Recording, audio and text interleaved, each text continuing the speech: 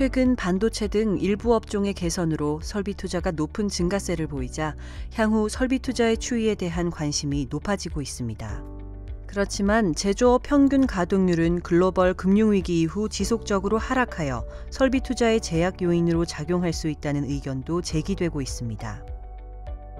본 연구는 제조업 가동률과 설비 투자의 관계를 업종별 미시자료 및 국민계정 수준의 거시자료를 이용하여 분석하고 향후 설비 투자 추세에 대한 시사점을 도출해 보았습니다. 먼저 제조업 가동률을 업종별로 살펴보았습니다.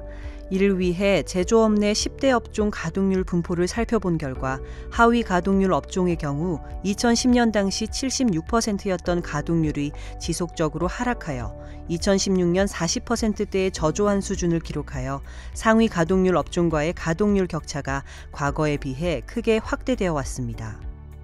이와 같은 일부 업종의 극심한 가동률 하락은 전체 제조업 평균 가동률을 상당폭 하락시키고 있는 것으로 나타났습니다. 특히 하위 가동률 업종인 조선업 등 기타 운송장비와 전자부품 제조업 등은 생산 감소에도 불구하고 생산 능력을 확대하여 가동률이 더욱 큰 폭으로 하락한 것으로 나타났습니다. 뿐만 아니라 이들 업종에서는 좀비 기업 비중도 증가한 것으로 나타나 금융 지원을 받고 있는 잠재 부실 기업이 많아지고 있는 실정입니다.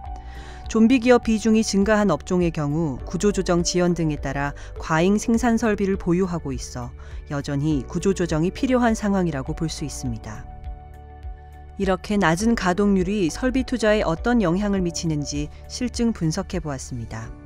일반적으로 영업이익률 1%포인트 개선은 투자율을 0.24%포인트 증가시켜 긍정적인 영향을 미치지만 가동률이 60%보다 낮은 업종에서는 영업이익률의 개선이 투자 확대로 이어지지 않는 것으로 나타났습니다. 이와 같은 결과는 가동률이 낮은 업종들이 설비 투자를 유보할 가능성이 높기 때문에 최근 진행되고 있는 설비 투자의 개선 흐름이 전체 업종으로 확산될 가능성은 제한적임을 시사합니다. 다음으로 거시경제적 측면에서 제조업 평균 가동률의 하락 요인을 분석해 보았습니다.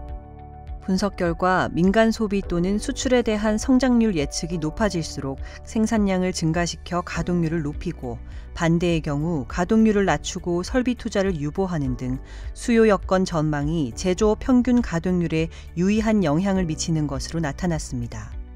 즉 글로벌 금융위기 이후에 수출과 민간 소비의 기대치가 지속적으로 낮아지며 대내외 수요 여건이 악화되어 제조업 평균 가동률 하락을 이끈 것으로 추정됩니다.